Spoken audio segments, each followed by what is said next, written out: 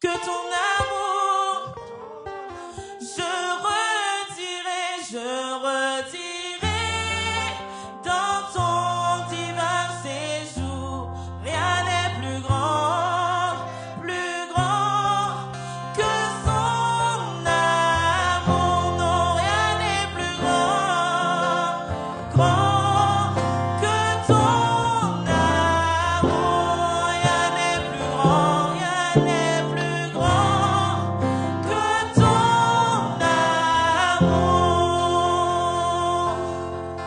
Alléluia. Est-ce qu'une voix veut s'élever pour contempler l'amour de Dieu envers nous, qu'il a fait son cher Fils venir sur terre et devenir notre frère pour nous sauver tous? Est-ce que quelqu'un veut élever la voix?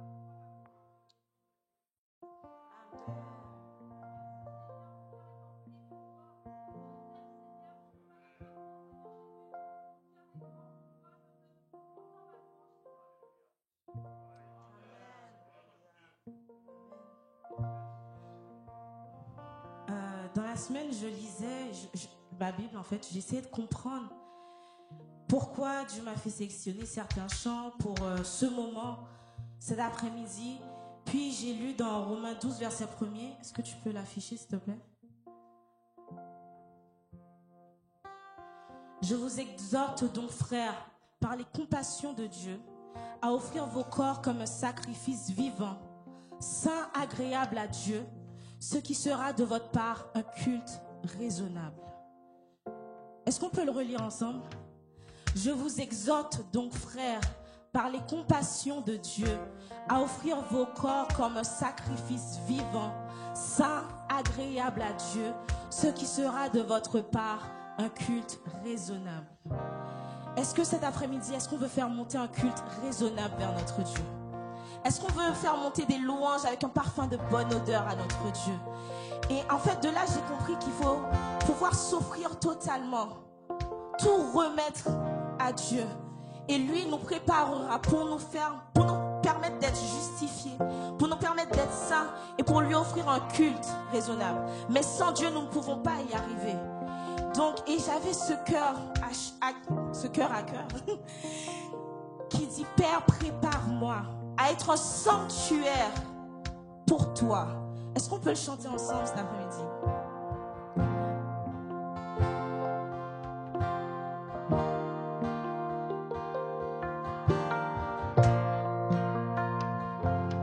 Père, prépare-moi à être un sanctuaire pur et saint, juste et droit.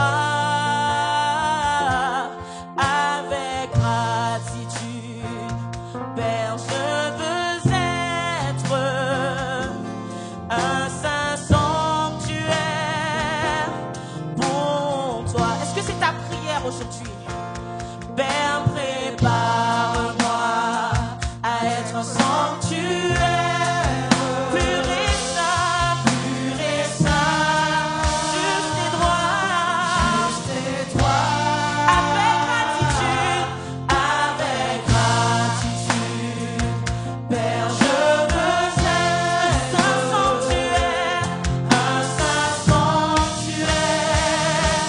Est-ce que tu peux le dire avec conviction? Père, prépare-moi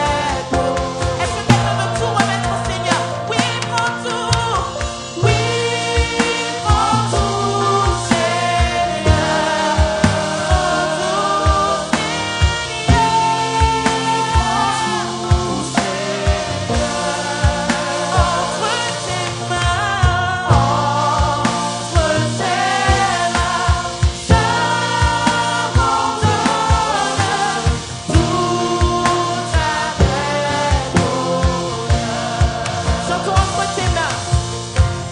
Entre tes mains, j'abandonne tout ce que j'appelle. Oh, ne permets à personne, Seigneur, d'en reprendre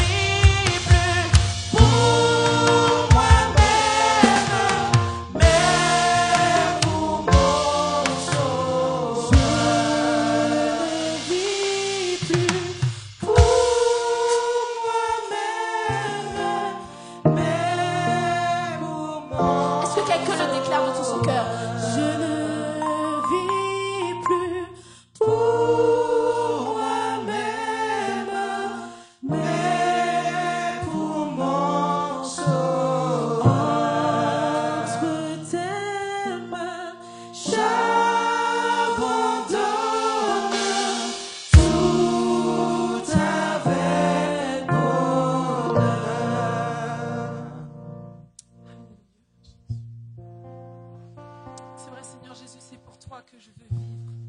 Je t'abandonne tout. J'abandonne, Seigneur mon Dieu, mes injustices, mes incompréhensions, Père éternel. J'abandonne tout entre tes mains. J'ai choisi de te suivre. J'ai choisi de marcher pour toi. Alléluia. J'ai choisi de marcher pour toi avec mes défauts, avec mes imperfections. Et pourtant tu m'aimes quand même. Et pourtant tu prends quand même du temps pour moi. Et quand même tu m'appelles par mon nom chaque jour. Chaque jour tu m'appelles à toi. Même quand je suis désobéissante. Même quand je suis têtue. Même quand je suis rebelle. Consacrons-nous tous avec Tu notre m'appelles sœur à toi, Stéphie. Père éternel. Élevons la voix ensemble avec elle. Prions ensemble. Seigneur, mon Dieu, oui, je veux te dire Consacrons-nous. merci. C'est le moment de dire, Seigneur, vraiment, je te donne tout. Ma vie, Seigneur, mon Dieu. Je te donne ma vie. Je te donne mon corps. Je te donne mon âme. Je te donne toute ma vie entre tes mains. Je la dépose entre tes mains, Seigneur. Ouvre la bouche et adore le Seigneur. Ce que Dieu cherche ce matin, c'est un peuple consacré. Un peuple qui dit, Seigneur, rien pour moi, mais je te donne tout. Je te donne tout, Seigneur. Je m'abandonne à toi. Alléluia. Oh, Seigneur, prends le plein. Simplement l'amour que tu as pour nous. Je regarde simplement l'amour que tu as pour nous. Alléluia. Béni sois-tu, Seigneur. Je me livre totalement.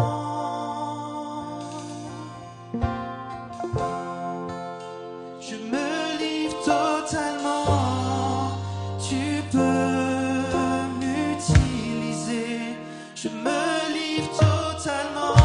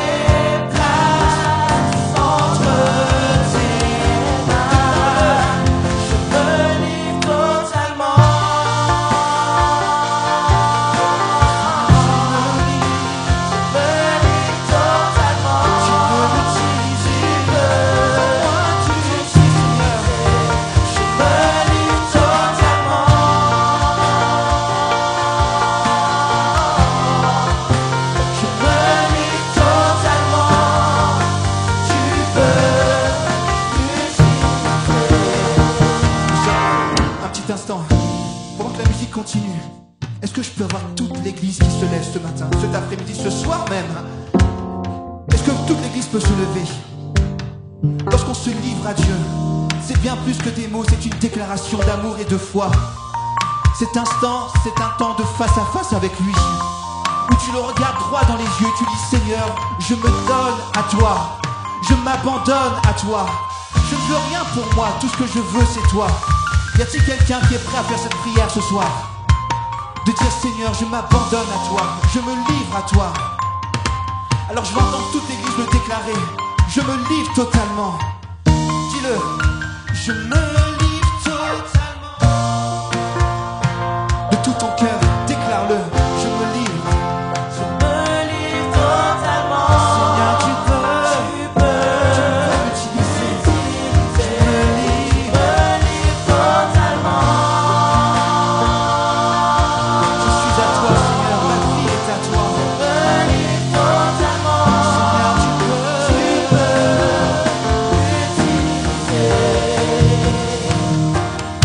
Il n'est plus la mienne, à toi j'appartiens. Oui, je me livre totalement. Ma vie n'est plus la mienne, à toi j'appartiens. Oui, je me livre totalement. Ma vie n'est plus la mienne, à toi j'appartiens. Oui, je me livre entièrement, totalement à toi. Ma vie n'est plus la mienne, à toi j'appartiens. Oui, je me livre totalement.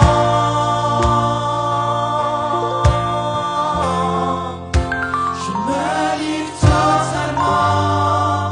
Tu peux m'utiliser. Je me livre totalement.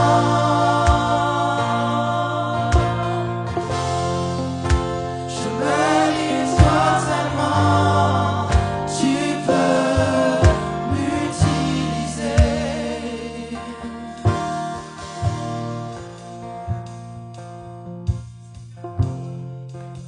Gloire à Dieu.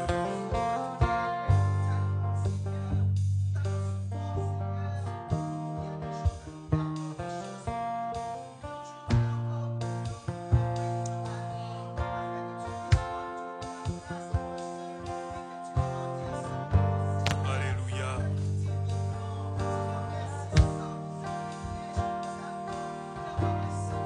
Gloire à Dieu.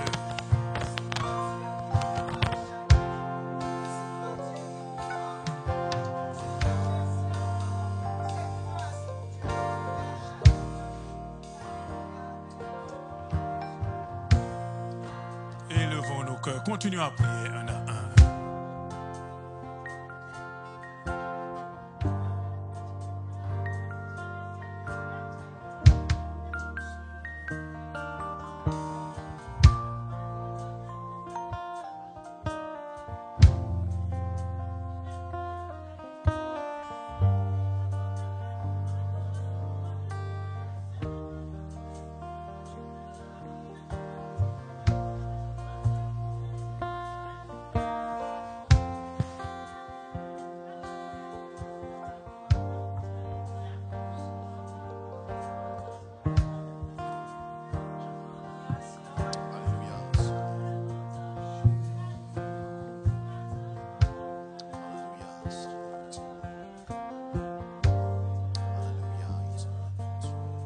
Pendant que la musique continue, nous gardons nos têtes inclinées.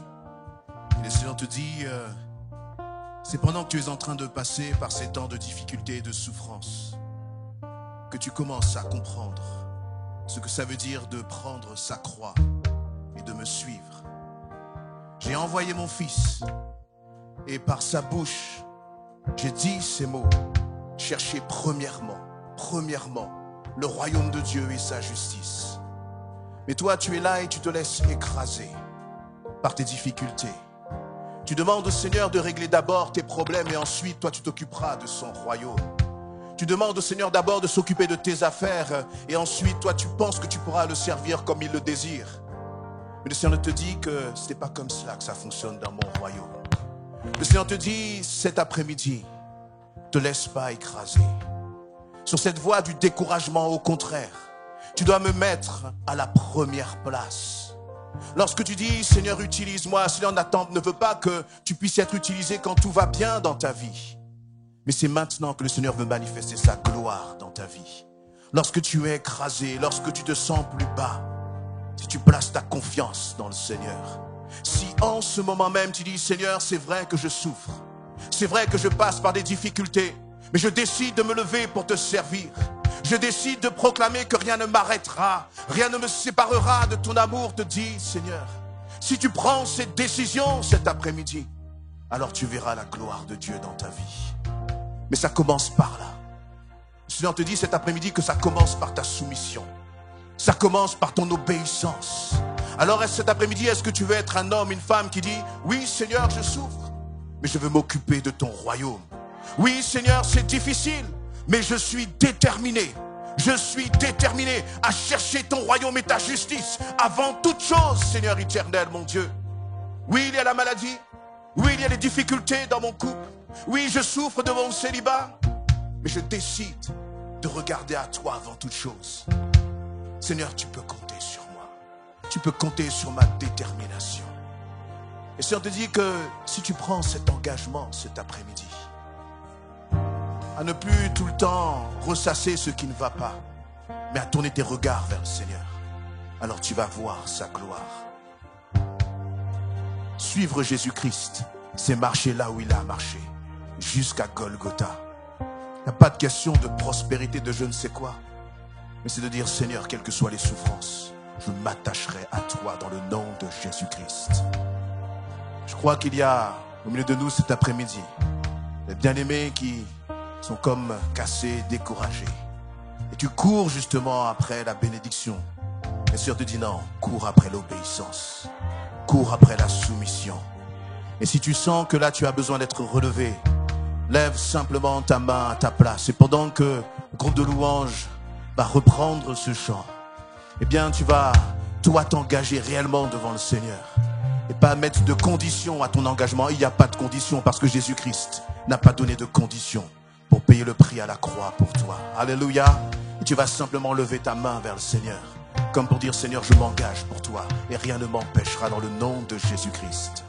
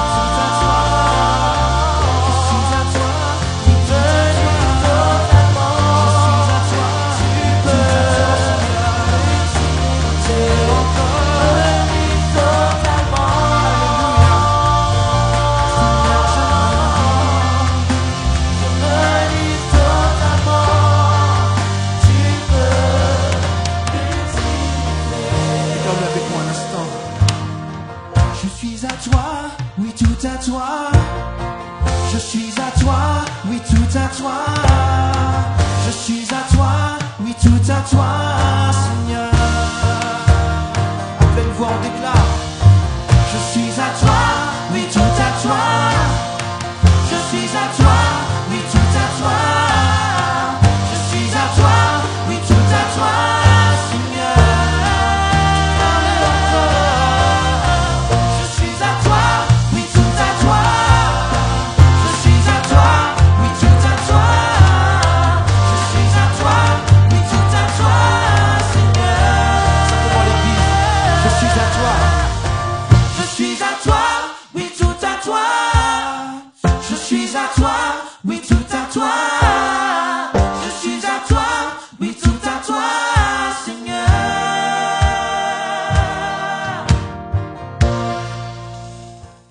Voilà, merci à la louange. Quelques annonces avant de passer à la parole de Dieu. Pour rappeler simplement que nous nous rassemblons ici voilà, chaque dimanche. Hein. Dieu merci. Bon, je vais essayer de suivre ça parce que sinon, je vais me perdre. You're welcome. Allez, on peut donc apporter les dons par Eloasso. Je crois que c'est vraiment une belle association qui nous permet de faire cela avec une carte bancaire, c'est bien. Ou bien faire simplement établir un virement bancaire. C'est tellement pratique. Comme ça, au moins, on est sûr qu'on n'oublie pas, c'est régulier quand on peut le faire. Sinon, effectivement, quand on se retrouve ici, on peut donc mettre ensemble nos espèces voilà, pour la gloire de Dieu. Nos réunions de la semaine, voilà. Donc, nous avons demain la permanence pastorale. Il faut pour cela voir Sophia. Et voilà, c'est de 9h à midi, s'il vous plaît. Et c'est normalement chaque lundi, sauf quand il y a pastoral ou bien quand il y a un événement. Réveil l'aurore, par contre, c'est une rencontre de chaque matin et tout le monde est invité. C'est un peu déstabilisant quand on arrive pour la première fois parce qu'on ne vous demandera rien. Vous vous connectez et vous commencez à prier. Voilà, c'est tout. Vous n'êtes pas obligé d'allumer votre caméra. Le matin, on n'a pas trop envie de se voir. Pensez bien qu'à 5 heures, bon, on aimerait plutôt entendre votre voix, si vous pouvez. Voilà. L'étude biblique s'est déplacée maintenant au mardi soir, à partir de 19h. Et nous sommes en train d'avancer dans l'étude des dons spirituels. Je crois que c'est vraiment une étude très importante pour l'Église, parce que le baptême dans le Saint-Esprit, l'exercice des dons spirituels, c'est ça l'Église, c'est le cœur même de l'Église. S'il vous plaît. Voilà, donc au-delà, comme le disait tout à l'heure un peu notre frère, au-delà d'une étude simplement théorique, notre but c'est que chacun puisse aspirer à ces dons et vraiment rechercher ces dons-là pour pouvoir les manifester pour l'avancement de l'Église et pour l'avancement de chacun d'entre nous. Voilà, donc mardi après-demain, nous allons continuer. Nous avons vu déjà le premier groupe de dons spirituels et nous allons continuer. Et ce serait bien que nous soyons encore plus nombreux. Ça sera en ligne. Le vendredi, nous avons la prière. Alors, il faut savoir que ici, quand on vient pour prier ici, c'est les deuxième et troisième vendredis. Voilà, on n'est pas les seuls à occuper les locaux. Donc voilà, retenez-le. En dehors de cela, on fait la prière à distance. Ça sera le cas du vendredi qui vient. D'accord? Puisque le vendredi qui vient, c'est le premier vendredi. Par contre, les 2 vendredis qui vont suivre, on sera bel et bien ici en chair et en os. Si Jésus n'est pas de retour. Sinon, on le fera quelque part là-bas. Le culte, voilà, comme aujourd'hui, c'est de 16h30 à 18h30.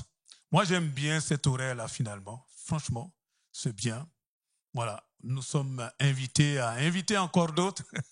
Venons nombreux pour adorer le Seigneur. Voilà. Donc, l'actualité de l'Église essentielle. Les cultes, donc un culte en famille, c'est comme ça qu'on dit, hein, le 18 décembre. Le 18 décembre ici, ça sera un culte en famille. C'est ça, hein? Un culte en famille. Ça veut dire que le culte, bon, la façon dont ça va être organisé, ça ne sera pas comme on a l'habitude. Quoique j'ai comme l'impression qu'on tend toujours à revenir à ce qu'on connaît. Parfois, je me dis, tiens, on va commencer le culte par la prédication. Pourquoi pas? Ou par la Sainte Seine. Il y en a beaucoup qui risquent de ne pas prendre la Sainte Seine. Hein? Voilà, donc ce dimanche 18 décembre, ça sera vraiment un événement à 16h30 où ça sera les jeunes, ça sera les enfants, ça sera, voilà, ceux qu'on n'a pas trop l'habitude de voir qui vont intervenir. Je ne sais pas trop encore ce qui est au menu, mais j'ai comme l'impression qu'il y a quelqu'un qui veut parler. Ouh. Vas-y. Bonsoir à tous. Moi, je suis mono de groupe de jeunes et mono, ouais, pour les collégiens aussi. Et par rapport à justement le groupe, le culte qu'il va y avoir, on a des interventions à préparer. Et on a besoin des collégiens parce que là, il nous reste qu'un seul dimanche et ça suffit pas pour répéter. Et comme de toutes les façons, on sera ici samedi 3, donc prochain, avec le groupe de jeunes, j'aurais voulu aussi avoir les collégiens pour pouvoir les faire répéter, qui puissent vous apporter une belle prestation.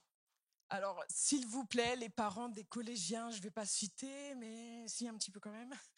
Alan, il est indispensable. Il y a Rachel, Lucas. Bon, il y en a pas mal. Angel, Cathy, Nelly. Vraiment, s'il vous plaît, les parents, ramenez-les-moi samedi. Essayez entre 16h et 18h. De 16h à 18h, ici, samedi prochain, samedi 3. 16h pile, ouais. 16h pile. Voilà. Merci d'avance beaucoup. Voilà, donc permettez que les jeunes puissent venir répéter. Je crois qu'il y a de belles surprises à la clé.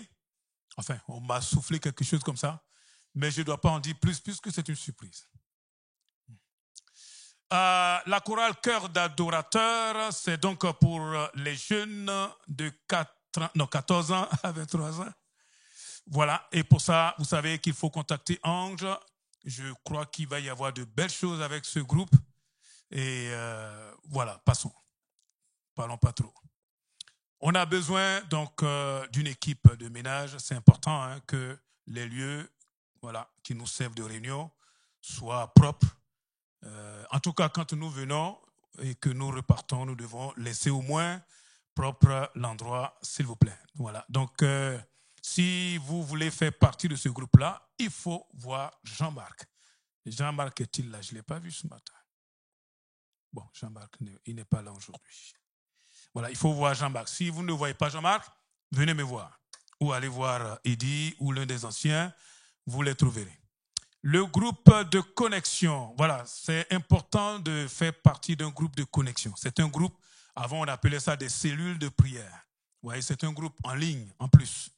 L'avantage, c'est qu'au lieu de se déplacer, vous êtes chez vous, vous vous connectez et vous faites partie justement d'une cellule où vous partagez vos joies, vos peines, vos sujets de prière et la parole de Dieu. Je crois que c'est important. Voilà, ne restez pas seul dans votre coin. Il y a des cellules qui se retrouvent 2 ou 3 fois même dans la semaine. Déjà, si vous avez une réunion 1 fois par semaine, c'est déjà pas mal. Hein, ça permet comme ça d'être connecté à quelques personnes et c'est mieux que d'être seul. Rejoignez donc un groupe de prière. Comment on le fait? Il faut voir la sœur Sophia. Dites-lui, je n'ai pas de groupe. Elle va vous trouver un groupe très vite. Hein? Et vous allez voir, c'est tellement facile. Ne restez pas tout seul. Hein? Ça serait trop triste. Voilà. Suivez-nous sur Instagram. Ah, ça, je ne connais pas encore. Ouh, ah bon. Et donc, c'est quoi? C'est quoi? En tout cas, ça finit par église, le _ essentiel. Bon, je crois que les jeunes, ils ont compris. Hein? Ah bon. Bon, Instagram. Ah ouais, ça c'est nouveau. Il va falloir que je me mette à la page. Hein? Ah, il y a quelque chose à dire là-dessus? D'accord. Frère Libert, tu es sur Instagram?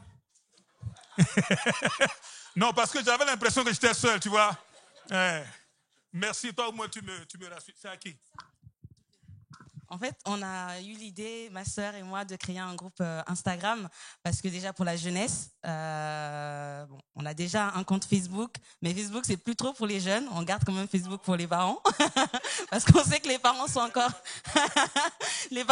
sur Facebook. Donc les jeunes, il y a le groupe Instagram pour partager des réunions de jeunes, mais aussi des temps à l'église. N'hésitez pas aussi à partager autour de vous. Et on sait qu'autour aussi à Goussainville, il y a des jeunes qui recherchent peut-être une église. Et étant donné qu'on sait que les jeunes passent beaucoup de temps sur Instagram, c'est aussi une façon de trouver le Seigneur au travers des réseaux sociaux. Instagram. Bon, d'accord. Il va falloir qu'on se connecte. Je ne sais même pas comment on fait. Chaque fois qu'il m'envoie la pub, allez, je zappe. J'ai l'impression que c'est des nids à virus, donc je m'en méfie. Hein. Ok, donc voilà, c'est aussi sur Facebook, mais il paraît que ça, c'est pour les vieux. C'est dépassé déjà. Bon, je n'y suis même pas encore. Retrouvez toute l'actualité de l'Église essentielle sur son groupe WhatsApp. Apparemment, il faut être prudent sur WhatsApp. Hein. J'ai appris qu'il y a pas mal d'adresses là qui ont été piratées. Bon, soyons prudents. C'est là-dessus quand même qu'on a une grande partie de nos activités. Que Dieu nous aide. Voilà. À très très bientôt, pour ne pas dire à tout de suite. Je vais demander, Eddie, tu peux venir prier pour JP, s'il te plaît. Voilà, on a besoin d'un jeune plein de tonus là pour prier vraiment pour l'ancien. Alléluia. On va prier pour notre bien-aimé qui va annoncer la parole. Seigneur éternel, mon Dieu, nous te remercions encore. Parce que tu te sers, Seigneur, de notre frère Jean-Pierre, Seigneur, pour annoncer ton message, pour déposer ton message sur les cœurs ce soir, éternel, mon Dieu.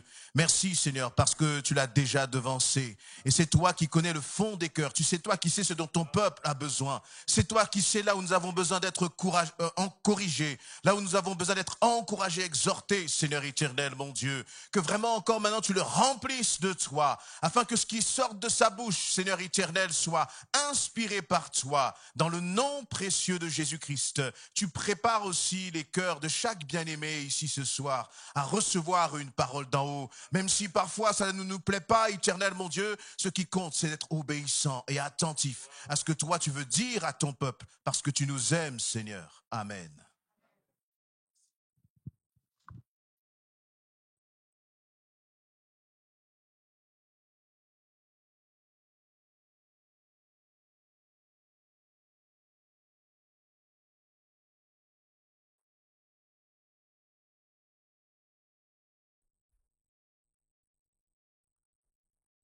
Dieu. Il n'y a pas longtemps, j'avais vraiment froid. Maintenant, j'ai vraiment chaud. Non, je vous le dis, c'est vrai, c'est bizarre. Non. Je ne sais pas, on ne sait jamais. Que Dieu nous aide. Bonsoir ma famille, que Dieu nous aide. Hein. Ce soir, nous allons beaucoup parler du nom de Jésus-Christ. Jésus, c'est le nom qui est au-dessus de tout nom. Alléluia. Il n'y a pas d'autre nom qui nous a été donné. Ça fait bizarre, je m'entends bizarrement dans ce truc-là. Ouais, mais c'est normal.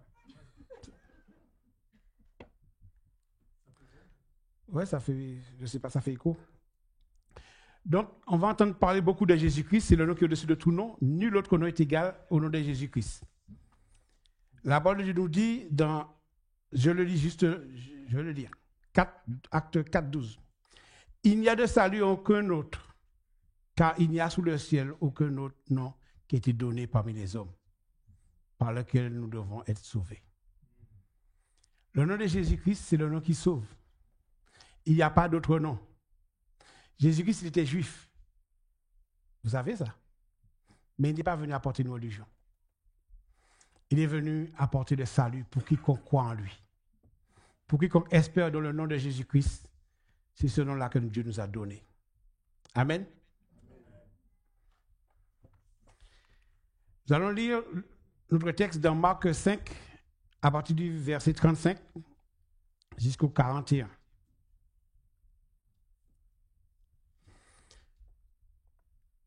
Il nous est dit, ce même jour, sous le soir, Jésus leur dit, passons à l'autre bord. Après avoir renvoyé la foule, ils l'emmenèrent dans la barque où il se trouvait. Il y avait aussi d'autres barques avec lui. Il s'éleva un grand tourbillon. Il y a des versions qui disent une grande tempête. Et des flots se jetaient dans la barque au point qu'elle se remplissait déjà. Et lui, il dormait à la poupe sur un coussin. Il le réveillait et lui dit, « Maître, ne t'inquiètes-tu pas que nous périssons ?» S'étant réveillé, il menaça le vent et dit à la mer, « Silence, tais-toi. » Et le vent cessa et il y eut un grand calme. Puis il leur dit, « Pourquoi avez-vous ainsi peur? Pourquoi n'avez-vous point de foi? » Ils furent saisis d'une grande frayeur. Ils se demandaient les uns aux autres, « Quel est celui-ci donc, à qui obéissent même le vent et la mort? » Amen. Ça, c'est la parole de Dieu. Notre Dieu est grand et puissant, notre Seigneur est le seul Seigneur, il n'y a pas d'autre Dieu comme Jésus-Christ. Et c'est lui, le rocher de notre salut. En lui, nous avons la vie. Dieu nous a donné son Fils parce qu'il nous a aimés. Dès le commencement de la création de Dieu, Dieu avait un plan pour quiconque croit en lui. Et ce plan-là se trouve en Jésus-Christ. Mais le Père a trouvé bon de passer par Abraham. Il a dit à Abraham, toutes les nations de la terre soient bénies à travers le frère Abraham. Isaac, Jacob, les 12 patriarches. Je suppose que vous connaissez les Saintes Écritures un petit peu. Joseph, Moïse, etc. Mais l'accomplissement du plan parfait de Dieu, c'est en Jésus-Christ. C'est Jésus-Christ qui est la bénédiction de Dieu. Cet après-midi, je vous le dis, nous n'allons pas parler de religion, parce que cela ne sauve pas. Il n'y a aucune religion qui est morte sur la croix pour nos péchés. Il n'y a aucune religion qui nous invite dans le ciel. Nous sommes des invités de Dieu. Alléluia. Vous aimez ça? Vous êtes des invités? Nous sommes des invités de Dieu. Dieu nous invite dans son royaume par Jésus-Christ. Mais pour y aller dans le royaume de Dieu, il y a souvent des différentes choses qui nous arrivent sur cette terre.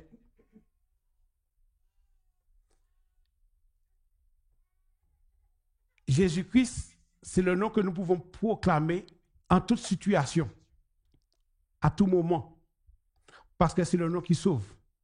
Comme dans Acte 3, 6, il nous a dit, il y avait un homme qui était assis au temple. La porte où il était, s'appelait la Belle. Il y a Pierre et Jean qui montaient au temple. Ils le voyaient, cet homme. Ils l'ont fixé. Et en fixant cet homme regardait et s'attendait d'avoir quelque chose. En lui demandant, il demandait l'aumône. Il était là pour demander l'aumône. Et qu'est-ce qui se passe? Pierre lui dit, nous n'avons ni argent, ni or.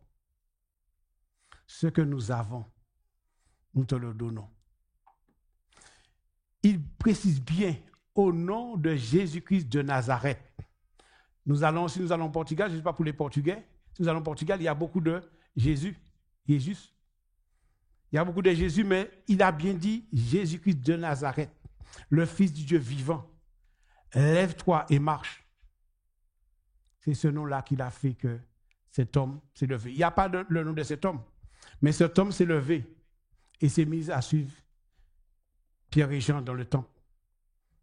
Ils disent que c'est un homme âgé de 40 ans, ça veut dire que ce n'était pas quelqu'un qui trichait. Ça fait des années qu'il était assis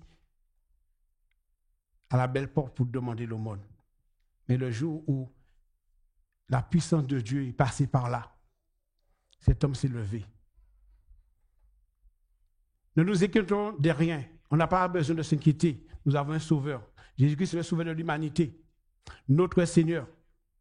Notre Seigneur Jésus-Christ est dans ta barque. Dans la prière de vendredi, j'ai entendu une révélation qui disait « Invite Jésus-Christ dans ta barque ». J'avais déjà écrit mon texte, j'étais trop content. Invite Jésus dans ta barque. C'est ça notre message. Nous devons inviter Jésus-Christ dans notre barque. Notre barque, c'est notre vie.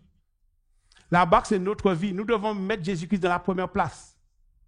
Parce que souvent, nous avons des problèmes. Le frère Mesmin avait bien témoigné, avait bien prêché sur la famille. Il y a des différents problèmes dans la famille. Mais quand tu mets Jésus, c'est lui qui permet que tu peux les réunir et que ça se passe bien. Parce qu'on peut réunir la famille, je ne vais pas prêcher dessus, on peut réunir la famille et que ça se passe mal. Mais quand il y a Jésus-Christ, ça se passe bien. Il y a une différence. Quand le Seigneur des Seigneurs est là, quand le roi des rois est là.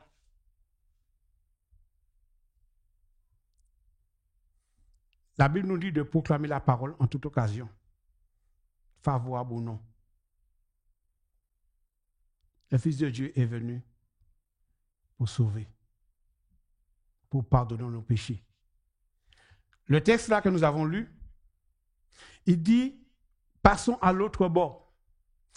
Comme c'est la parole vivante, nous allons regarder ça d'une façon vivante. Ce jour, il a dit de là à là, on passe de l'autre côté. Mais ce soir, nous allons regarder ça d'une autre manière. De passer de la vie terrestre à la vie céleste. La vie mortelle à la vie immortelle. C'est ça Jésus-Christ nous dit de passer de l'autre côté.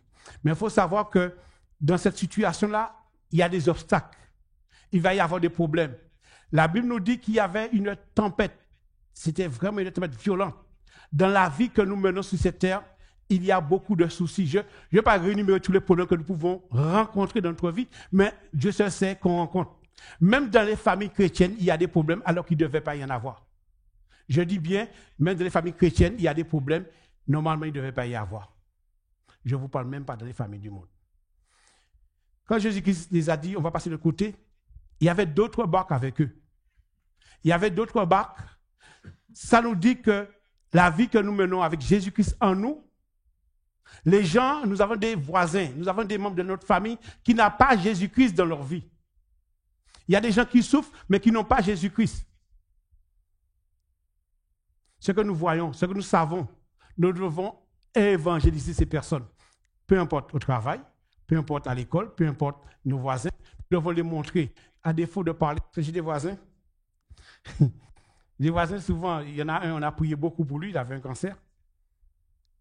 Lui, il le prend au sérieux, ça va. Mais il y a d'autres qui me disent, Jésus-Christ n'est pas mort. Vous savez de quelle religion ils sont. Jésus-Christ n'est pas mort. Je dis, si Jésus-Christ n'est pas mort, personne n'est sauvé. Normalement, vous devez dire Amen. Merci pour les 3 personnes là. Ça, c'est ma famille. Si Jésus-Christ n'est pas mort, personne n'est sauvé. C'est par rapport, Jésus-Christ est mort pour prendre nos péchés. Il est ressuscité pour nous justifier. Pour aller au ciel, on va trouver des obstacles. Mais il faut avoir la détermination. Il faut avoir la foi. Il faut être dans la sanctification. Il faut être saint. Il faut laisser tomber des choses. Il faut abandonner beaucoup de choses. Alléluia. Il faut abandonner des choses parce que pour aller au ciel, on ne peut pas aller au ciel n'importe comment. Ce n'est pas si on est à peu près saint, si on est à peu près dans la grâce de Dieu qu'on ira au ciel. Mais c'est parce que tu es déterminé. Ta détermination à refuser le péché, à renoncer au péché, à renoncer aux paroles de médisance, à mettre les écrans, le pasteur dit ça souvent, à mettre la télé de côté. Je connais personne qui est monté sur une montagne avec un réfrigérateur, avec une télé. Quand tu veux monter sur une montagne, tu vas seul sur ta montagne. Alléluia. On ne cherche pas des choses inutiles, on ne se base pas des choses qui n'ont pas de valeur.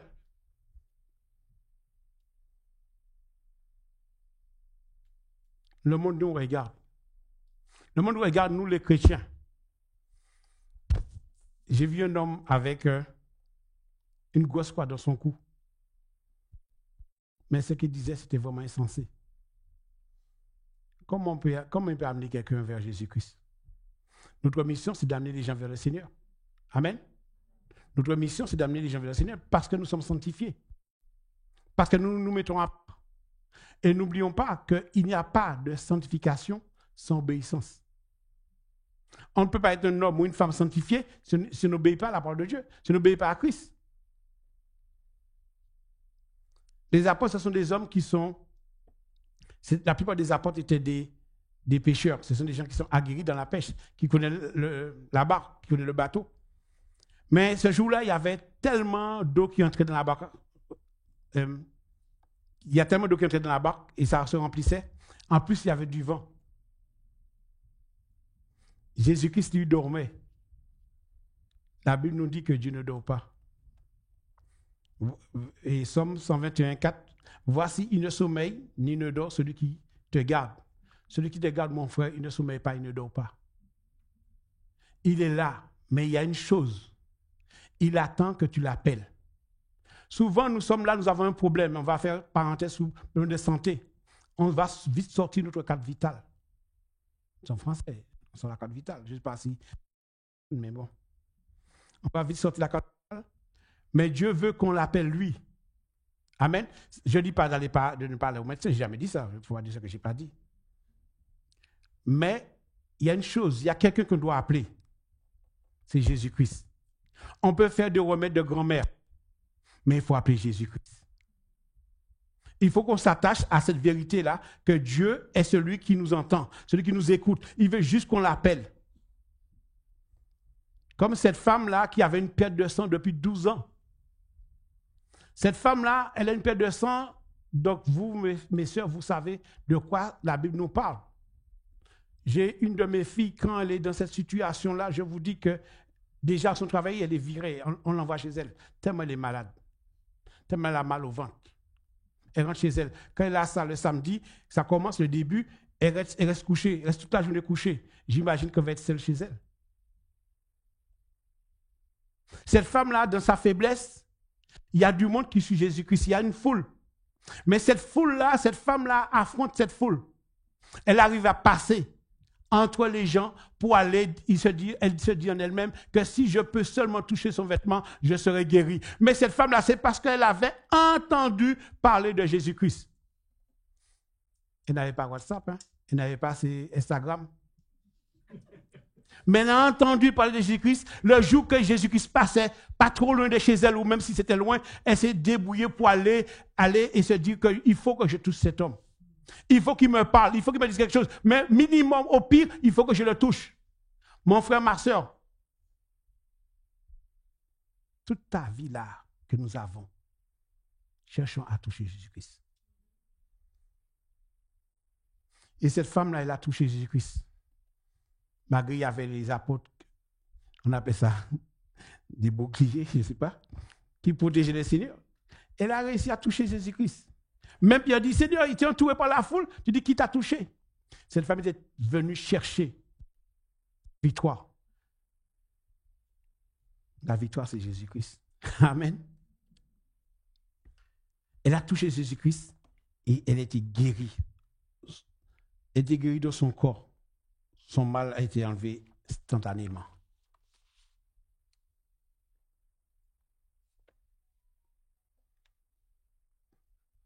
Il y a beaucoup de gens qui souffrent. Souvent, nous ne savons pas ça. Nous ne savons pas que les gens souffrent autour de nous. Dans l'église, il y a des gens qui souffrent dans l'église. Nous avons une équipe qui distribue du repas. Parce qu'il y a des gens qui ne mangent pas à leur faim.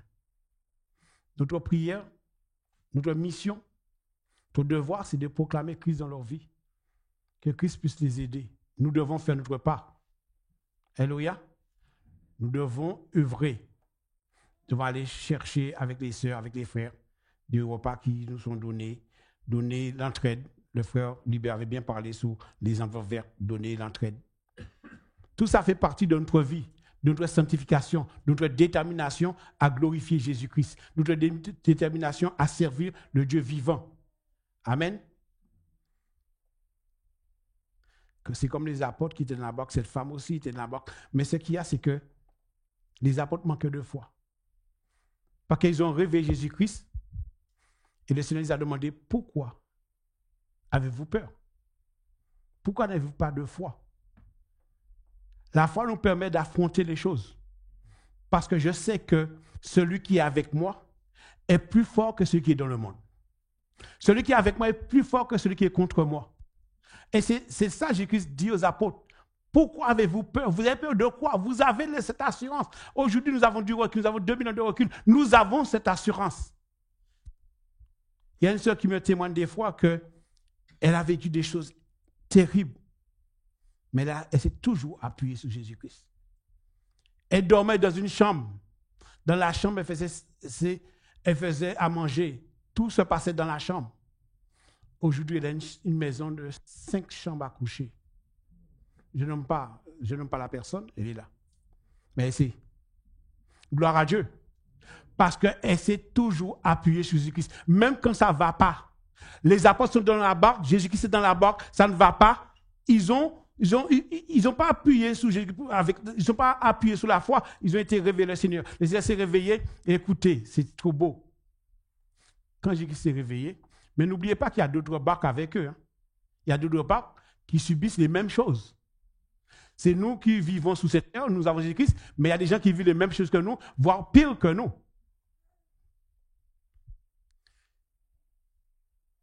Il réveille Jésus-Christ.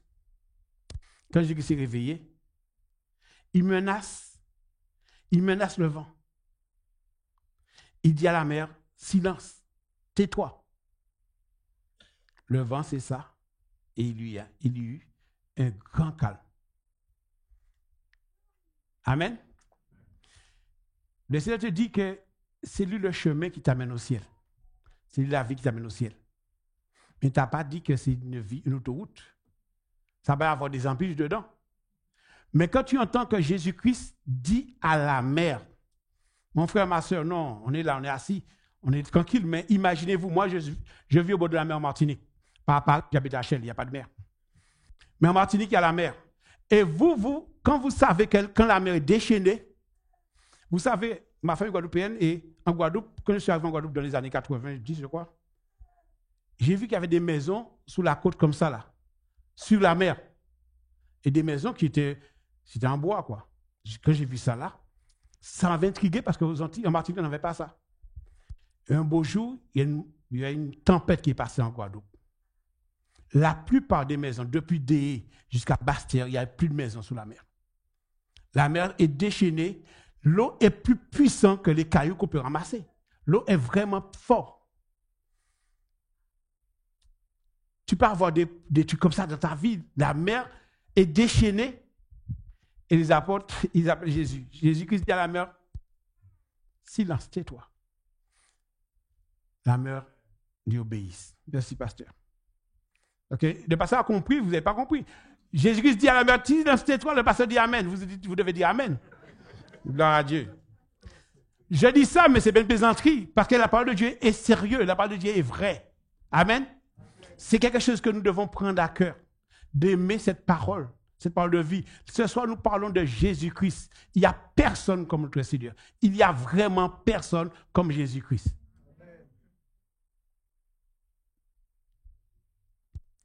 Silence, tais-toi. Dans ta vie, tes problèmes, le Dieu Tout-Puissant, Jésus-Christ, dit à cette maladie, il dit à ce problème de famine, à tous ces attaques de l'ennemi, silence, tais-toi. Et dans ta vie, tu ne sais pas, je disais ça à une dame, c'était hier, tu ne sais pas comment ça se fait, mais ce que tu constates, c'est que ça va mieux. Ce que tu constates, c'est qu'il y a un changement de ta vie parce que tu as prié, parce que tu as passé un temps dans la sanctification, parce que tu as passé un temps pour proclamer le nom de Jésus-Christ.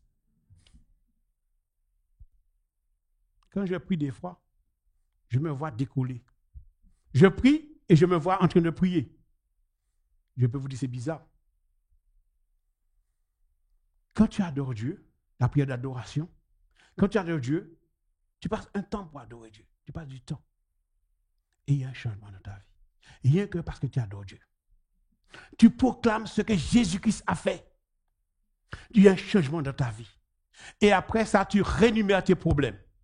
Et ça, les chaînes tombent, les barrières tombent. Même quand les gens te volent de l'argent, ça te fait mal parce que ça fait mal sous le doigt, un coup de marteau, tout de suite là, ça fait mal. Ça fait spontanément mal. Mais après, ça passe pourquoi? Parce que Dieu te dit que l'or et l'argent m'appartiennent. Tu es en santé, tu travailles, gloire à Dieu. Tu n'as pas besoin de t'inquiéter, n'ayez pas d'inquiétude. Silence, tais-toi. Tais-toi, esprit de maladie, esprit de cancer, esprit de chômeur, esprit de toutes sortes de problèmes, je ne sais pas. Ces hommes-là qui étaient dans la barque, ils disent, quel est donc celui-ci? Même le vent et la mer lui obéissent. Il commande, mais il obéit. Dès dans Marc 1, il dit à l'esprit méchant de quitter cet homme. Les hommes qui étaient là avec lui, il y avait des pharisiens, les hommes qui étaient là avec lui, il dit, il commande même aux esprits méchants avec autorité et ils lui obéissent. Mon frère, ma soeur, nous sommes des chrétiens, nous sommes des enfants de Dieu, nous sommes des disciples. Nous sommes là ensemble. Le but, c'est d'aller au ciel, non? Alors nous avons une chose à faire, c'est d'obéir à la parole de Dieu. Obéir à Jésus-Christ. Mettre Jésus-Christ en premier en toutes choses. Il n'y a rien qui est facile. Ce n'est pas facile. Quand je dis obéir à Dieu, ce n'est pas facile d'obéir à Dieu, mais c'est de se soumettre à la parole de Dieu. Chaque jour que Dieu fait jour, et tu vas voir après, tous les problèmes s'effacer. La Bible nous dit, Pierre nous dit, résistez au diable et il fuira loin de vous. C'est parce que tu résistes. Tu dis non, cet esprit-là qui me dit d'un père et ma soeur, cet esprit-là qui me dit de ne pas pardonner, cet esprit-là qui me dit, non, je ne vous en veux pas. Je ne veux pas de vous dans ma vie. Ce que je veux, c'est Jésus-Christ, le Saint-Esprit. l'Esprit qui nous dirige dans toute la vérité. Quand Jésus-Christ parle, ce n'est pas comme un homme banal. Jésus-Christ, c'est Dieu. Alléluia. Nous sommes d'accord, Jésus-Christ, c'est Dieu. Parce que ce qu'il a fait, ce qu'il a dit, un homme normalement constitué ne peut pas le faire. Un homme normalement constitué, il est Dieu. L'ange dit à Marie, le Saint-Esprit viendra sur toi. Le Saint-Enfant qui naîtra de toi sera appelé Fils du Très-Haut. Jésus-Christ, ce n'est pas n'importe qui. Jésus-Christ, c'est Dieu. Alors c'est pour cela qu'un homme ne pourra pas faire ce que Jésus-Christ a fait, mais toi, tu vas pouvoir le faire parce que Dieu est en toi, il est dans ta barque. Dieu est dans ta barque, donc tu peux faire ce que Dieu a fait. Vous allez faire de plus grandes choses que moi. Vous n'êtes pas là, ma famille. Vous allez faire de plus grandes choses que Jésus-Christ a fait parce que lui, il est parti au ciel, parce que le Père est plus grand que lui.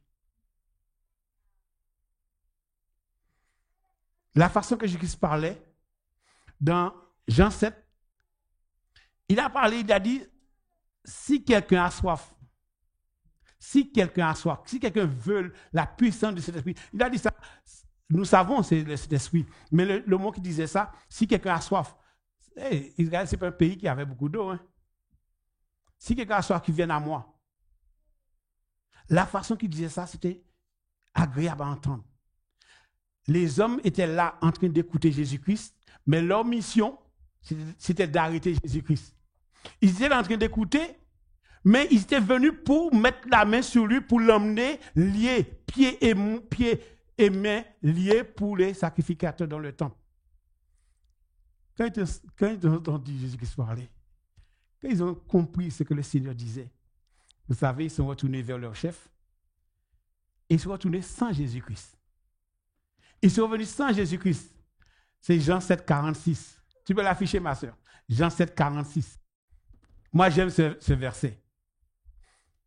Jean 7, 46, il leur dit, on va le lire ensemble, c'est trop bon. Que Dieu nous fasse grâce.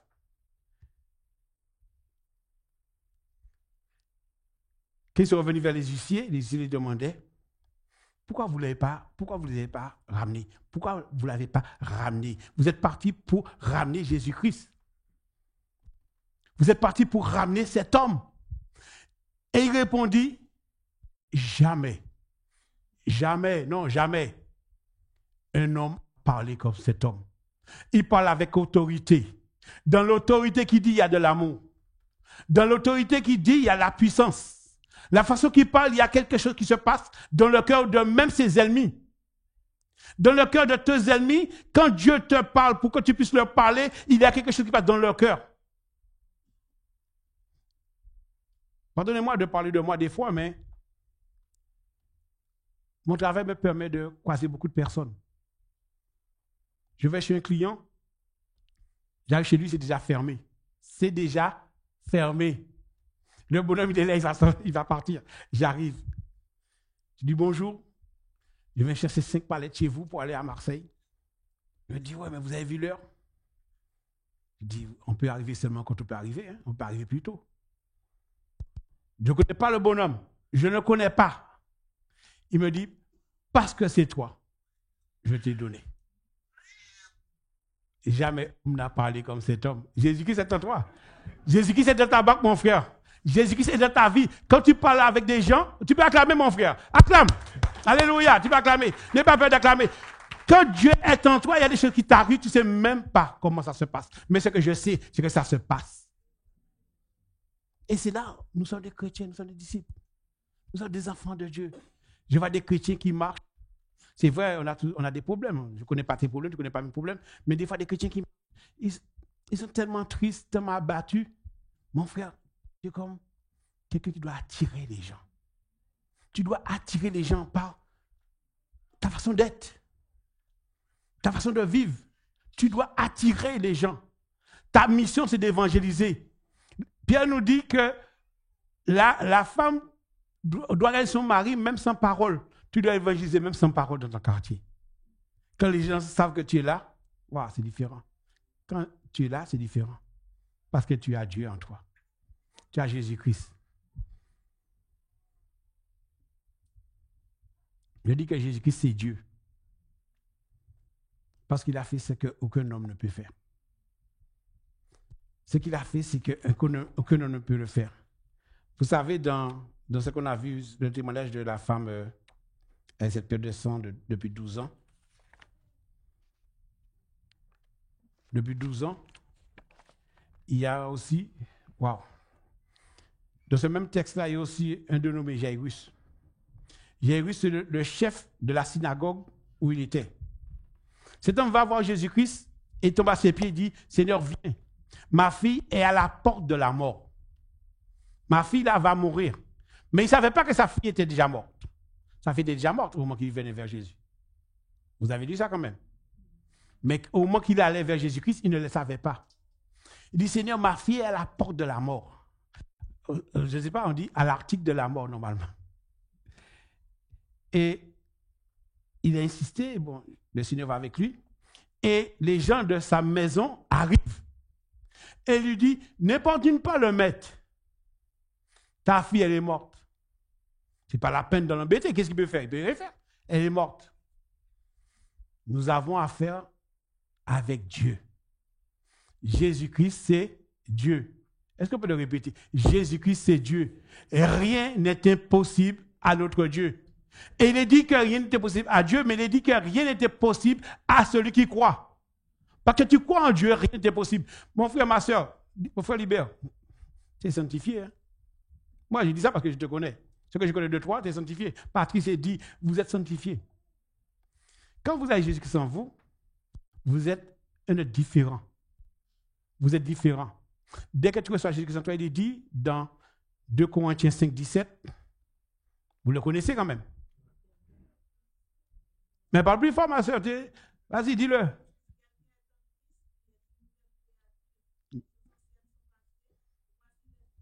Toutes choses sont les nouvelles. Vous avez entendu? Tu reçois Jésus dans ta vie, mais il faut abandonner. Hein? C'est toi qui abandonnes. Hein? Vous avez un verre là, moitié plein ou moitié vide, comme vous voulez. Si tu ne jettes pas dedans, le Seigneur ne peut pas mettre. Hein? Alléluia. C'est à toi d'abandonner. C'est à toi de renoncer. Le pasteur parle des études de baptême, seulement pour les futurs baptisés. Il est dit, il faut renoncer au renoncement. Il faut renoncer.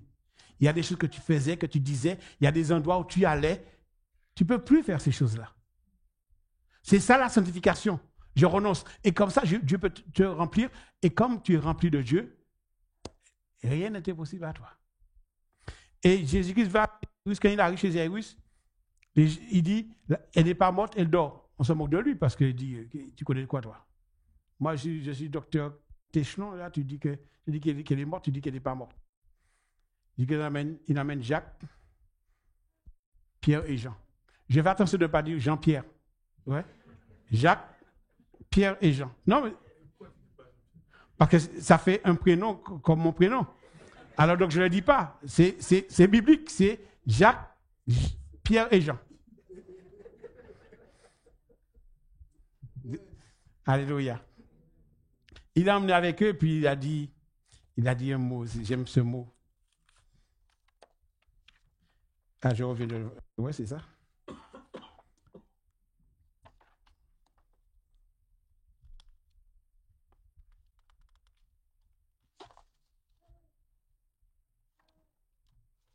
Oh, il a dit un mot. Le mot qu'il a dit, je vais regarder, c'est plus simple. Qu'est-ce que Jésus a dit quand il a Labat Natacha? Jeune fille, lève-toi. Jeune fille, lève-toi. Oui, je vous l'ai dit ça en hébreu, pasteur. Je vous l'ai dit ça en hébreu.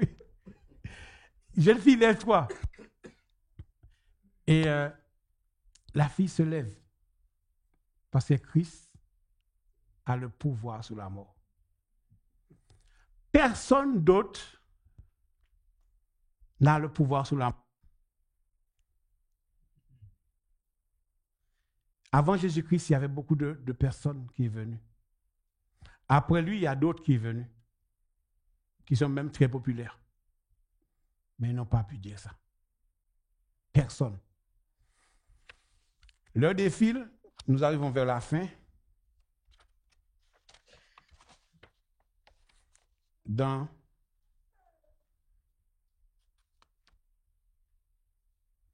On va aller dans l'évangile de Jean. On va aller dans l'évangile de Jean, on va regarder le Jean 11. Jean 11, le verset 3. Jean 11, le verset 3 qui nous dit: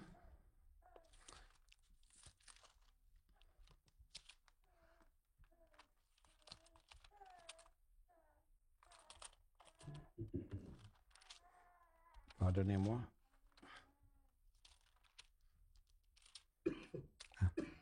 Le verset 3. Les sœurs envoyèrent dire à Jésus: Seigneur, voici celui que tu aimes est malade. Lazare était malade. Lazare était malade. Jésus-Christ est resté 2 jours là où il était. 2 jours là où il était. Quand il est arrivé vers Lazare, ça faisait 4 jours que Lazare était mort. 4 jours qu'il était mort. Vous savez, la religion juive, un mort, pour eux, dans leur religion, un mort peut revenir à la vie après 3 jours. Jusqu'à 3 jours dans la mort, tout homme peut revenir à la vie. C'est pour cela que j'ai dit que c'est arrivé 4 jours. Ce qu'il allait faire là, encore une fois, c'est parce qu'il est la vie, c'est lui qui donne la vie.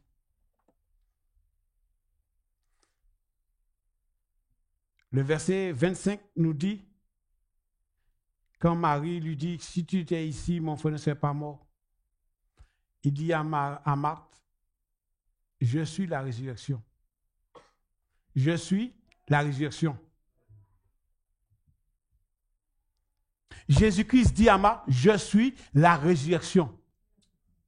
Ça veut dire que Marthe a discerné que à la fin du monde, à la fin des temps, son frère va revenir à la vie. C'est ça c'est ce que la religion avait enseigné.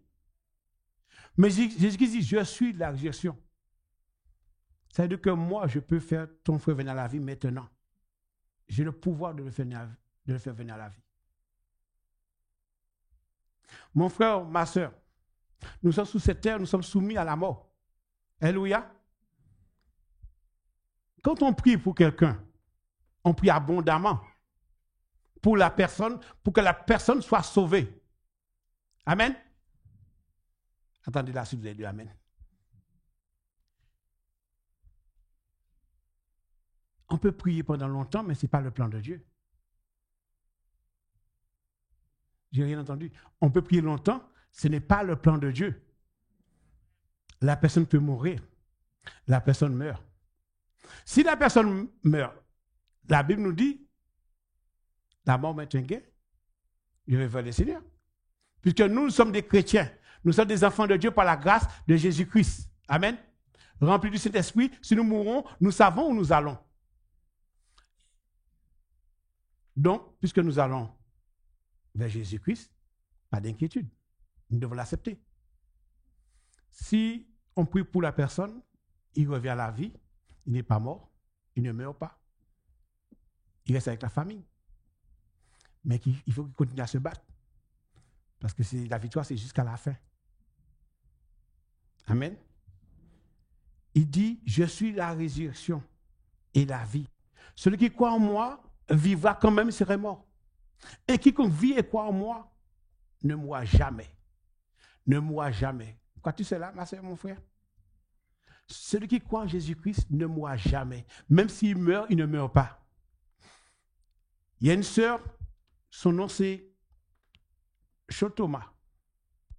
C'est une Asiatique qui vient d'Amérique. Chotoma, Dieu l'a fait grâce. Et cette sœur dit que il y a 3 choses. Il y a 3 choses. Ce que nous vivons, amen, le paradis et l'enfer. Il y a 3 choses. Ce que nous vivons, le paradis et l'enfer.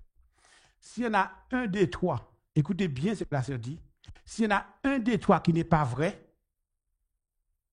c'est ce que nous vivons. Vous voyez la dimension de la chose. S'il y a un des trois qui n'est pas vrai, c'est ce que nous vivons. Et ma soeur, mon frère, tu le vis, donc c'est vrai. C'est que l'enfer est une réalité. Le paradis, gloire à Dieu, le paradis aussi. Et notre combat, maintenant, notre entraînement, notre détermination, notre force, c'est d'aller au paradis. Peu importe le combat que nous avons à mener sur cette terre, Eddie l'a dit tout à l'heure, l'obéissance. Il n'y a pas de sanctification sans obéissance. Et la Bible nous dit qu'il n'y a pas de salut sans sanctification. Pour être sauvé, il faut être sanctifié. Alléluia.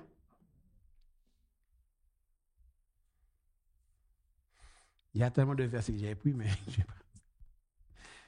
La Bible est riche. Il y a tellement de choses à dire, mais je vois leur défile. Jésus-Christ, ce n'est pas lui qui écrit les évangiles. Ce sont des hommes qui ont vécu avec Jésus-Christ qui écrit l'évangile. Quand tu vois les épîtres, Pierre dit que ce n'est pas comme des fables habilement conçues qu'on vous témoigne que quand on était sur la Sainte Montagne, nous avons entendu de nos oreilles, nous avons vu de nos yeux, que nos mains ont touché. Je vous fais un mix entre l'épître de Jean là, 1 Jean 1, 1 à 4, et Pierre, 2 Pierre 1, 16 à 18, 19, qui dit que ils ont touché Jésus-Christ, la parole qui s'est faite chair. Ils ont vu Jésus-Christ, ils ont entendu. Croire en Jésus-Christ, ma famille, c'est pas une petite affaire, mais c'est une affaire de cœur. C'est une décision personnelle. Amen. C'est une décision personnelle. Nous ne sommes personne. Pierre dit, ce n'est pas des fables habilement conçues. Donc, il y a des gens qui sont, c'est des philosophes, c'est des gens qui viennent te parler avec l'esprit de la religiosité, qui viennent te transporter de l'union du Seigneur. Il y a des gens qui sont chrétiens qui deviennent musulmans. Quel dommage. Qui se disent chrétiens, ils deviennent musulmans. La religion ne sauve pas. Mais des hommes ont témoigné que Jésus-Christ est réellement le Fils de Dieu.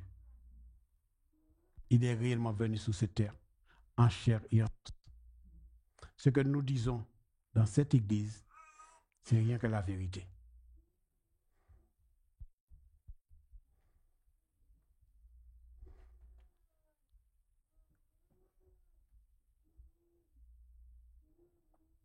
Pour finir, Jean 14, 1 nous dit, croyez en Dieu et croyez en moi.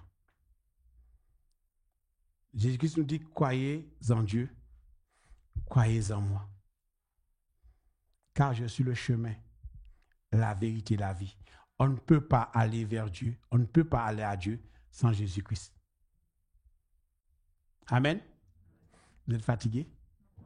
On ne peut pas aller à Dieu sans Jésus-Christ. Je vous dis que ce n'est pas la religion évangéliste qui vous dit ça, c'est Jésus-Christ.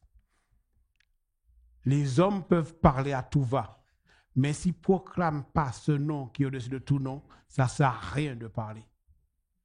Amen. On va s'arrêter là, les 25. On va s'arrêter là, que Dieu nous aide, que Dieu nous bénisse. N'oubliez pas de proclamer Jésus-Christ. En toute occasion, favorable ou non. C'est lui notre Père, notre Seigneur. Thomas dit, mon Seigneur et mon Dieu. Thomas nous révèle que Jésus-Christ c'est Dieu. Président, soyez bénis ma famille.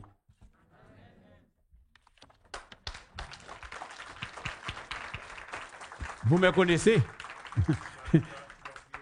Oui, on va prier. Oui. Vous me connaissez? Si c'est, vous avez tort de m'applaudir. Mais si c'est pour Jésus-Christ, vous n'avez pas fait assez. Alors on peut se lever pour acclamer le Seigneur. Jésus, nous te bénissons, Seigneur Dieu. Nous donnons grâce pour ton amour, pour ta fidélité. Amen. Toi qui es au-dessus de toutes choses, il n'y a rien qui est comme toi, mon Dieu. Il n'y a rien qui peut toucher le cœur de l'homme comme toi. Mon Dieu, nous voulons vivre la sanctification. Nous voulons vivre dans ta barque. Nous voulons vivre dans l'intimité. Nous t'invitons dans notre barque. Nous demeurons fidèlement à toi. Aide-nous, Seigneur Dieu, à ne jamais, jamais lâcher ta main. Parce que nous savons que tu ne nous abandonnes pas. Nous savons que tu ne vas pas nous laisser quelque part au bord du chemin. Mais mon Dieu, ce que nous voulons, Seigneur Dieu, c'est de marcher jour après jour dans la sanctification, dans l'obéissance de ta parole. Ta parole nous dit, mon Dieu, si nous obéissons à l'Éternel, si nous t'obéissons, mon Dieu, voici les bénédictions qui vont nous tomber dessus. Les bénédictions qui vont venir, mon Dieu, guider notre vie. Père éternel, dans le nom de Jésus-Christ, ton Fils unique que tu nous as donné, nous remettons la vie de tout un chacun. La vie de mes frères et de mes sœurs, la vie de ma petite famille, de ma grande famille, la vie de tous ceux qui croient en ton nom, non seulement essentiel, mais sur toute la terre, les hommes et les femmes, mon Dieu, dans tous les pays qui croient et qui espèrent en ton Saint-Nom, mon Dieu, garde-les. Garde-les sous ta main protecteur. Garde-les, mon Dieu, sous ton sang puissant. Père éternel, mon Dieu, tu as un plan parfait pour quiconque croit. Ton plan dans nos vies, ton plan dans la vie de tes enfants, c'est que nous parvenons au salut, nous parvenons de ton royaume. Mon Dieu, tu as fait un chemin. Le chemin s'appelle Jésus-Christ. Alors nous te disons merci pour cet après-midi. Merci pour ce que tu vas faire au cours de la semaine. Aide-nous, Père éternel, à nous sanctifier. Aide-nous, mon Dieu, à rester à part pour toi. Aide-nous, mon Dieu, à évangéliser. Tu nous dis d'aller vers de toutes les nations des disciples. Aide-nous à évangéliser, à apporter cette parole autour de nous, dans les voisinages, mon Dieu, à l'école, mon Dieu, au travail. Que nous soyons une lumière là où nous sommes. Que ce soit une bénédiction. Que, mon Dieu, tu nous dis, mon Dieu, si quelqu'un a soif qui vienne à toi, nous puissions dire, si quelqu'un a soif qui vienne à nous. Si quelqu'un veut que Jésus-Christ qui vienne à nous, parce que nous sommes la lumière de ce monde, nous sommes la bénédiction que tu mets sur cette terre. Mon Dieu, merci. Merci, Père éternel, pour tout ce que tu fais dans nos vies. Qu'il nous soit fait selon ta volonté, Père éternel. Amen. Merci, Seigneur. Tu as béni. Merci. Voilà. Asseyez-vous encore quelques temps. Je ne sais pas si le groupe de louanges, vous pouvez nous faire chanter un chant? On a encore quelques minutes. Et pendant ce temps, je voudrais peut-être rappeler un verset qui a été dit là, c'est dans Jean chapitre 14. Tu as lu le verset 12, mais on peut peut-être lire rapidement à partir du verset 11. Croyez-moi, je suis dans le Père et le Père est en moi. Croyez du moins à cause de ses œuvres. En vérité, je vous le dis, celui qui croit en moi fera aussi les œuvres que je fais et il en fera de plus grandes parce que je m'en vais vers le Père. Je m'en vais au Père. Moi, je crois que vraiment, c'est vrai, Jésus est grand, Jésus est unique, Jésus est Dieu, Jésus a fait des choses extraordinaires. Bien aimé, mais je crois que le défi pour nous aujourd'hui, c'est de le laisser vraiment vivre en chacun d'entre nous. Et ça là, ça n'est pas possible autrement que par une vie soumise au Saint-Esprit. Une vie conduite par le Saint-Esprit. C'est comme ça que le Seigneur Jésus peut vivre abondamment en chacun d'entre nous. Aspirons vraiment au baptême dans le Saint-Esprit. Aspirons vraiment à être conduits par le Saint-Esprit. Il n'y a pas d'autre voie. Excusez-moi, il n'y en a pas d'autre. Tout le reste là, c'est beaucoup de religion, beaucoup de, comment on appelle ça, de déception. Si Christ est vraiment, si son esprit est sur nous abondamment, bien aimé, nous allons voir, il va nous conduire. D'ailleurs, le Saint-Esprit dans Jean 16, il est venu pour nous conduire justement dans toute la vérité. Amen. Avant de laisser le groupe de louanges vraiment nous faire chanter un chant, je voudrais que nous puissions nous tenir debout. Si vous voulez bien, nous allons prier en disant, Seigneur, conduis-moi. Seigneur, je m'abandonne à toi. Prions ensemble. Tout à l'heure, je ne vous ai pas beaucoup entendu prier. Et après, le groupe de louanges va nous faire chanter un bon chant avant qu'on se quitte. Élevons nos cœurs, bien-aimés. Ce Jésus-là, il est vraiment Dieu, comme l'a dit Jean-Pierre. Et il veut vivre abondamment chacun d'entre nous. Amen. Prions ensemble. Élevons la voix, s'il vous plaît. Oh, notre Dieu, notre Père, dans le nom de Jésus, nous sommes ton Église, nous sommes là, Seigneur, remplis de toi, mon Dieu. Nous voulons te connaître encore plus, aller plus loin, Seigneur. Oui, nous savons que nos noms sont déjà écrits dans les cieux, Seigneur. Mon Dieu, Seigneur, le projet dans lequel tu nous appelles, Seigneur, c'est d'être des instruments, d'être des canaux, Seigneur, mon Dieu, pour apporter aussi la lumière dans ce monde. Seigneur, bénis ton Église, mon Dieu, que l'Église essentielle soit une Église de l'Esprit au nom de Jésus-Christ, Seigneur. Viens et fais tes œuvres, Seigneur. Nous sommes prêts à te suivre, à t'obéir, Seigneur. Oh Dieu, je me soumets à toi. Je m'abandonne à toi. Prends le plein contrôle, Seigneur, et bénis chacune de nos vies au nom de Jésus. Amen. Envoie mon frère, s'il te plaît. Ah, c'est ma soeur, ok.